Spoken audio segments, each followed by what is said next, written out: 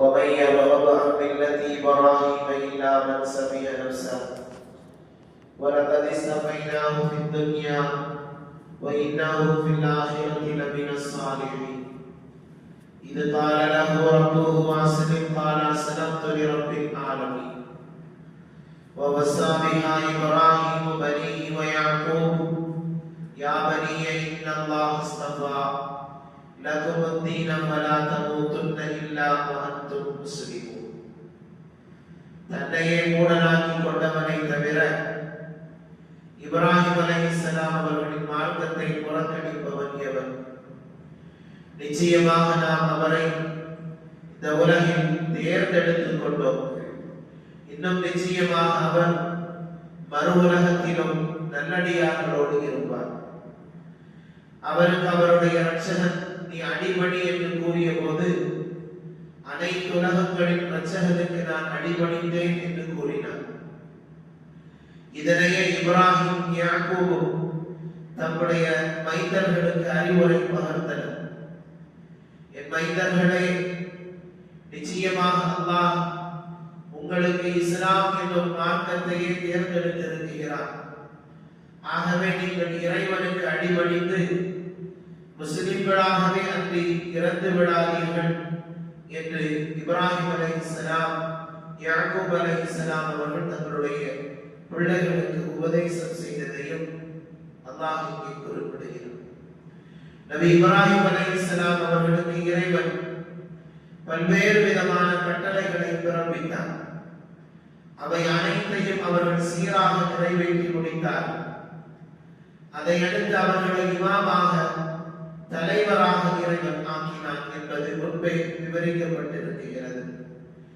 இவ்வாறு இறை கட்டளைகளை சிரமத்தோடு மேற்கொண்டு இறைவனுக்கு அடிபணிந்து நடப்பதே நபி இப்ராஹிம் அலைஹிஸ்ஸலாம் அவர்களின் வழியாக மார்க்கமாக இருந்தது.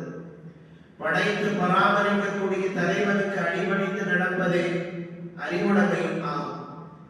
எனவே இப்ராஹிமின் மார்க்கத்தை புறக்கணிப்பவன் அறிவாளியாக இருக்க முடியாது. அறிவாளிக்கு அழகு இன்பை வறுமை ஈருலகிலும் தன்னை எதிர்நோக்கியுள்ள ஆபத்துகளில் இருந்து தன்னை காத்து நல்வாழ்வை தேடிக் கொள்வதே ஆகும். இதற்கு இப்ராஹிம் அலைஹிஸ்ஸலாம் அவர்களின் மார்க்கமே வழியுமாகும்.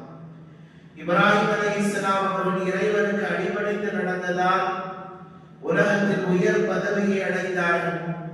மறுமையிலும் அன்னார் நல்லோர்களின் பட்டியலில் இடம்பெற்று விட்டார்கள். இதே போல அன்னாரை பின்பற்றுவோர் ஈருலகத்திலும் வெற்றி பெறலாம் என ஆரம்பத்திலேயே அல்லாஹ் சொல்லி காட்டுகிறார். இப்ராஹிம் அலைஹிஸ்ஸலாம் அவர்கள் இறைவனை அடிபணிந்து நடந்தது பற்றி அடுத்த வசனத்தில் அல்லாஹ் பேசுகிறார். வசனம் புகழ்ந்துரைக்கின்றது. தனக்கு பணிந்து நடக்குமாறு இப்ராஹிம் அலைஹிஸ்ஸலாம் அவர்களுக்கு நாம் கட்டளையிட்ட போது இந்த உலகத்தை படைத்து பரிபாலிக்கக்கூடிய இறைவனுக்கு அடிபணிந்தேன் என கூறி அவனுக்கு கீழ்ப்படிந்து நடந்தனர்.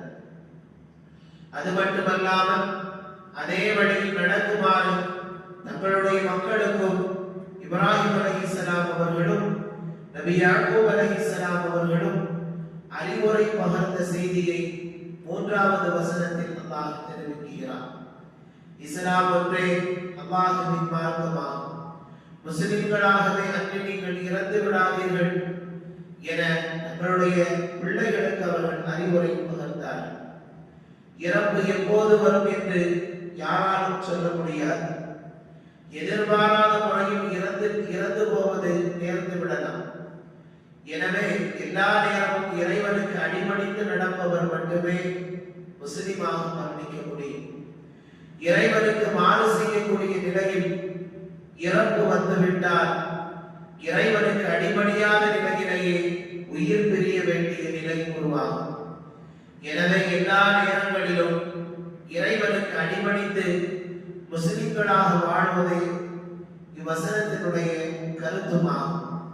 இங்கே குறிப்பிடப்பட்டுள்ள இஸ்லாம் என்னும் சொல்லுக்கு முற்றிலும் அடிபணிதல் என்பது பொருள். இறைவனுக்கு அடிபணிந்து அவனது கட்டளைகளை நிறைவேற்றுவதே இஸ்லாம். இந்த இஸ்லாமிய மார்க்கத்தையே அனைத்து நபிமார்களும் போதித்தார்கள். ஆகவே மார்க்கத்தை பின்பற்றுகிற பொழுது முழுமையாக ரப்புக்கு நான் அடிபணித்தேன் என்கிற நல்லுள்ளத்தோடு செயல்பட வேண்டும் என்பதையும், எல்லா நிலைகளிலும் அல்லாஹ்வை அஞ்சி வாழ வேண்டும் என்பதையும் மேற்கூறப்பட்ட வசனங்கள் தெரிவிக்கிறது. அல்லாஹ் ரப்பல் ஆலமீன் நம்மை உண்மையான முஸ்லிம்களாக முஃமின்களாக வாழச் செய்வானாக. மரணத்தையும் நல்ல மரணமாக ஆக்கியவர் புரிவானாக. ரப்புக்கு அடிபணிந்து நடப்பதையே கொள்கையாக கொண்டு எந்த நிலையில் மரணிக்க வேண்டும் என்று أَكُنْتُمْ شُهَدَاءَ إِذْ حَضَرَ يَعْقُوبَ الْمَوْتُ إِذْ قَالَ لِبَنِيهِ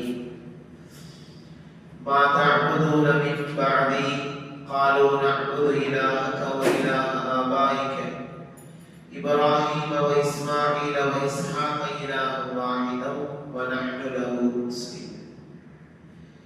யாக்கூப் அலைஹிஸ்ஸலாம் அவர்களுக்கு இறப்பு நெருங்கிய போது, யூதர்களே நீங்கள் அங்கு இருந்தீர்களா? அப்போது அவர் தம் மைந்தர்களிடம், எனக்கு பின்னர் நீங்கள் எதை வணங்குவீர்கள் என வினவினார்.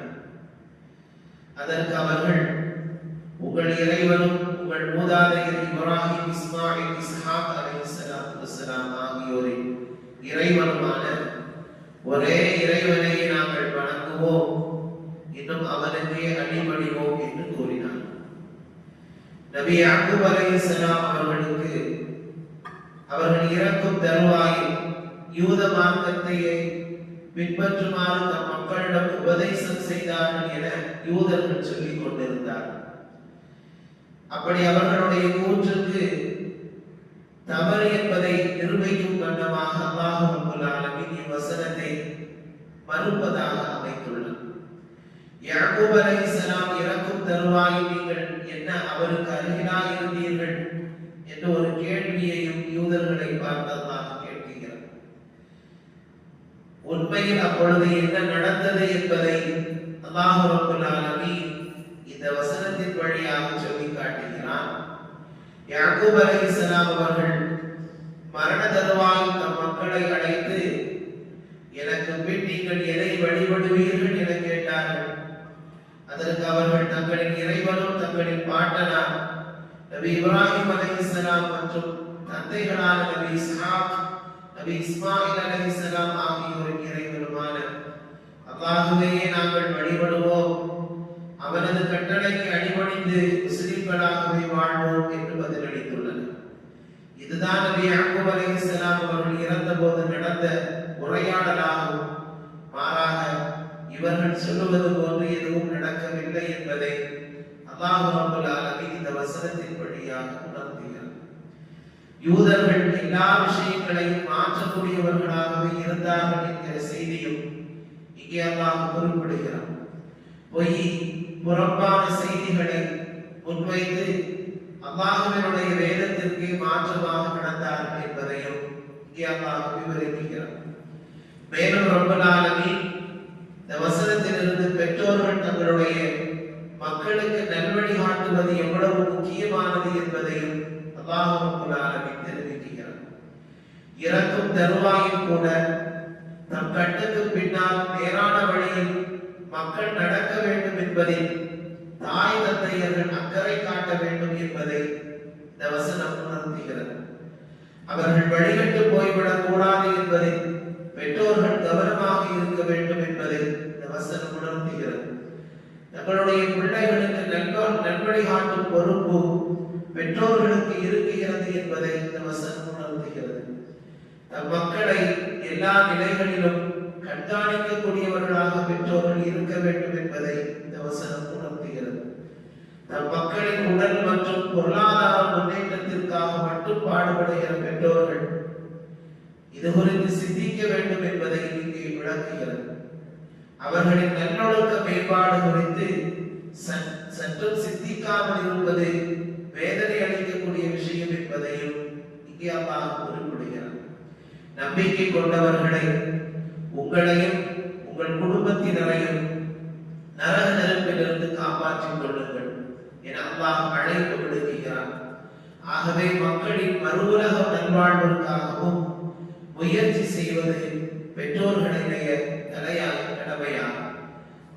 உலகத்தோடு அவர்களுடைய வாழ்க்கை முடிந்து விடுவதல்ல, மறுமை என்கிற ஒன்று இருக்குகிறது. ஆகவே அவர்கள் எப்பொழுதும் நல்லொழுக்கம் உள்ளவர்களாக, நல்லவர்களாக, மார்க்கத்தை பின்பற்றக்கூடியவர்களாக அவர்களை வார்த்தெடுக்க வேண்டியது பெற்றோர்களுடைய பொறுப்பு என்பதை அல்லாஹ் குறிப்பிடுகிறார். நபி இப்ராஹிம் அலைஹிஸ்ஸலாம் அவர்களின் மூத்த துணைவியார் சாரா அலைஹிஸ்ஸலாம் அவர்களுக்கு பிறந்தவர்களை நபி இஸ்ஹாக் அலைஹிஸ்ஸலாம் அவர்கள் ஆவார். நபி இப்ராஹிம் அலைஹிஸ்ஸலாம் அவர்களின் இளைய மகனாரான இஸ்ஹாக் அலைஹிஸ்ஸலாம் மூத்த மகனார் இஸ்மாயில் அலைஹிஸ்ஸலாம் அவர்கள் பிறந்து 14 ஆண்டுகளுக்கு பின் பிறந்தார். இஸ்ஹாக் அலைஹிஸ்ஸலாம் பிறந்தபோது நபி இப்ராஹிம் அலைஹிஸ்ஸலாம் அவர்களுக்கு வயது 100 என்பதாக குறிப்பிடப்படுகிறது. சுமார் கிமு 2060 பிறந்த இஸ்ஹாக் அலைஹிஸ்ஸலாம் அவர்கள் கிமு 1880 இறைவனை சேர்ந்தார்கள் என்பதாக பதிவு செய்கிறார். ஆனால் 180 ஆண்டு காலம் உயிர் வாழ்ந்தார்கள் என்பதாகவும் குறிப்பிடப்படுகிறது. ஆகவே பிள்ளைகளுடைய விஷயத்தில் பெற்றோர்கள் எப்பொழுதும் பொறுப்புணர்வோடு இருக்க வேண்டும் என்பதை அல்லாஹ் ரப்பல் ஆலமீன் மிக தெளிவாக குறிப்பிடுகிறான். நம்முடைய சந்ததிகளை அல்லாஹ் சிறந்த சந்ததிகளாக ஆக்கியல் புரிவானாக. எப்பொழுதும் மார்க்கத்தின் மீது பற்றுடையவர்களாக அல்லாஹ் ஆக்கி தந்தல் புரிவானாக. நாளை மறுமையில் நமக்கு உதவுகிற மக்களாக அல்லாஹ் நம்முடைய சந்ததி அல்லது ஜஅலனா மின் உம்மத்தி முஹம்மதின் ஸல்லல்லாஹு அலைஹி வஸல்லம். அல்லாஹும்ம ஸல்லி வ ஸல்லிம் வ பாரிக் அலைஹி. நபிமார்கள் இந்த உலகத்தில் அவர்கள் செய்கிற பணிகள் குறித்து அல்லாஹ் ரப்பல் ஆலமீன் இப்ராஹிம் அலைஹிஸ்ஸலாம் அவர்கள் கேட்ட துஆவிற்கு இணங்க நாயகத்தை அல்லாஹ் இந்த மண்ணில் தந்தார். நாயகம் ஸல்லல்லாஹு அலைஹி வஸல்லம் அவர்கள் ஹிக்மத் என்னும் ஞானத்தையும் இன்னும் மனிதர்களுடைய கல்புகளை சுத்தப்படுத்துகிற பணிகளை அவர்கள் மேற்கொண்டார். ஆரம்பமாக மனிதர்களாக வாழ்வதற்கான நன்னடத்தைகளை அவர்களுக்கு போதித்தார்கள். காரணம், மனிதன் என்பவன் எப்படி வாழ வேண்டும் என்கிற நெறிமுறை இல்லாமலேயே இன்றைய காலத்தில் வாழ்ந்தார். ஆகவே அவர்களை நெறிப்படுத்துவதற்கு நிறைவான குணங்கள் அவர்களுக்கு தேவைப்பட்டது. ஆகவே நபிகள் நாயகம் ஸல்லல்லாஹு அலைஹி வஸல்லம் அவர்கள் அவர்களுடைய கல்புகளை சுத்தப்படுத்தி அவர்களுக்கு நல்லொழுக்கங்களை போதித்து அவர்களுக்கு நன்னடத்தைகளை காட்டிக் கொடுத்தார். நபிகள் நாயகம் ஸல்லல்லாஹு அலைஹி வஸல்லம் அவர்கள் பேராற்றல் மிக்கவர்களாகவும் அவர்களுக்கு மோதி காட்டக்கூடியவர்களாகவும் அதனுடைய கருத்துக்களை விளக்கி சொல்லக்கூடியவர்களாகவும் தத்துவங்களை விளக்கக்கூடிய தன்மைகளில் அவர்களை உருவாக்கக்கூடியவர்களாகவும் நாயகம் ஸல்லல்லாஹு அலைஹி வஸல்லம் அவருடைய பணிகளை மேற்கொண்டார். அவர்கள் செப்பிய தத்துவ பணிகள் அனைத்தும் அல்லாஹ் ரப்பல் ஆலமீன் இந்த மனித சமுதாயத்திற்கு தந்த பாக்கியம் நிறைந்த வார்த்தைகளாகும். நீ ஒன்றை அளவுக்கு அதிகமாக விரும்புவது உன்னை அதன் குறைகளை காண விடாமல் குருடனாக்கிவிடும் என்றார். அதன் குறைகளை கேட்க வெட்கப்படாமல் உன்னை செவிடாக்கிவிடும் என்பதாகவும் சொன்னார். எவரையும் அளவோடு நேசித்துக் கொள், ஏனெனில் அவர் ஒரு நாள் உனக்கு பிடிக்காதவராக மாறிவிடலாம். இதே போல எவரையும் அளவோடு வெறுத்து விடு, ஏனெனில் அவர் ஒரு நாள் உனக்கு பிடித்தவராக மாறிவிடலாம். உங்களை விட பொருளாதார வசதியில் கீழ்நிலையில் இருப்பவர்களை பாருங்கள், எப்பொழுதும் உங்களை விட மேல்நிலையில் இருப்பவர்களை பார்க்காதீர்கள். நீ வெட்கத்தை கைவிட்டு விட்டால் நினைத்ததெல்லாம் செய்து விடலாம் என்கிற தன்மை உனக்கு உருவாகிவிடும் என்றார். பொறாமை குணத்தை தவிர்த்து விடுங்கள், தீ விறகை தின்பது போன்று பொறாமை நன்மைகளை தின்றுவிடும் என்றார்.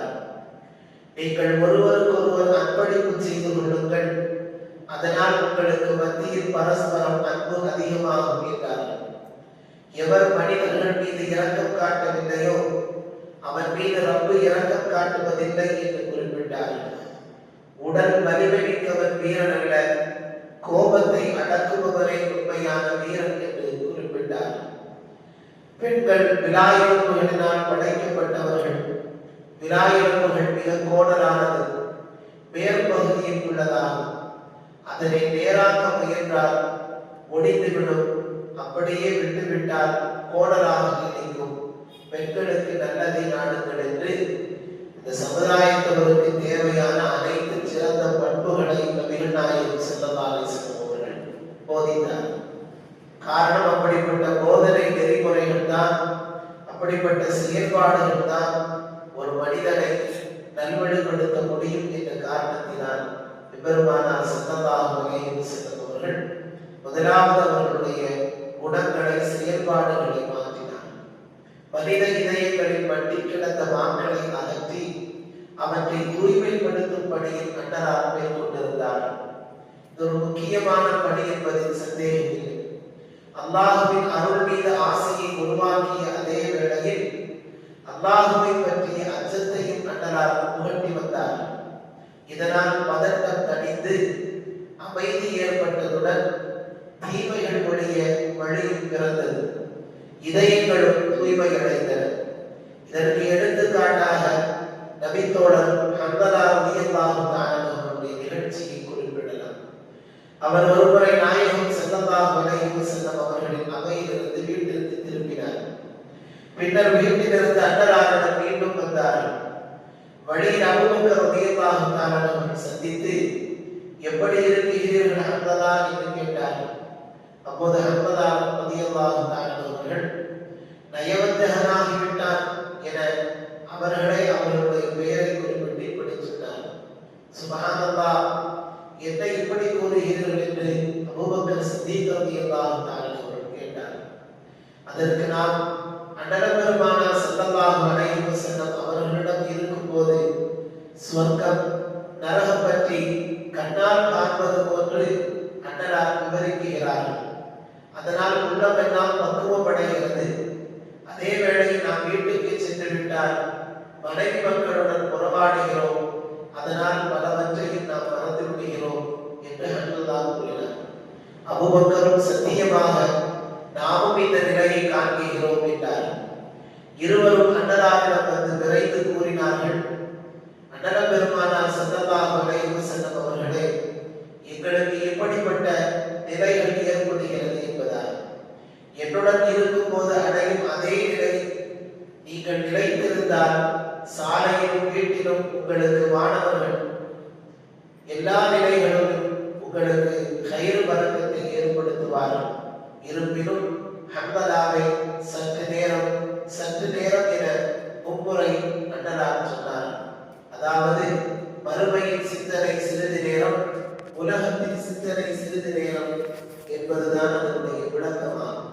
தம் தோழரின் பதற்றத்தை தணியச் செய்து அவருக்கு மனப்பக்குவத்தை அண்ணலார் ஏற்படுத்தினார். ஆகவே எப்பொழுதும் ஒரே நிலையில் இருப்பதல்ல, எல்லாம் வேண்டும், ஆனால் அதுவும் அளவோடு இருக்க வேண்டும் என்பதை நபிகள் நாயகம் ஸல்லல்லாஹு அலைஹி வஸல்லம் அவர்கள் சஹாபாக்களுக்கு கற்றுக் கொடுத்து பதட்டத்தை தணித்தார்கள். கல்வியில் விசாலத்தை ஏற்படுத்தினார்கள். நன்மைகள் நிறைய செய்வதற்கான வழிமுறைகளை ஏற்படுத்தி கொடுத்தார்கள். பாவத்தை விட்டு அவர்களை பாதுகாத்துக் கொள்வதற்கான வழிவகைகள் எது என்பதை அவர்கள் அறிய செய்தார்கள்.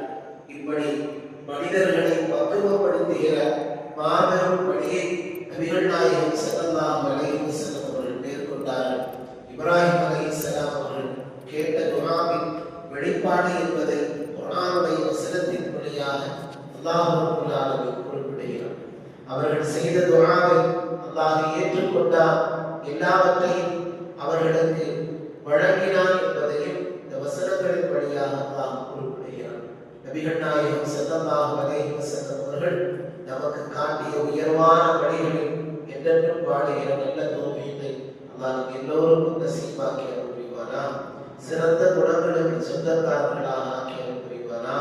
தவறான வழிகளை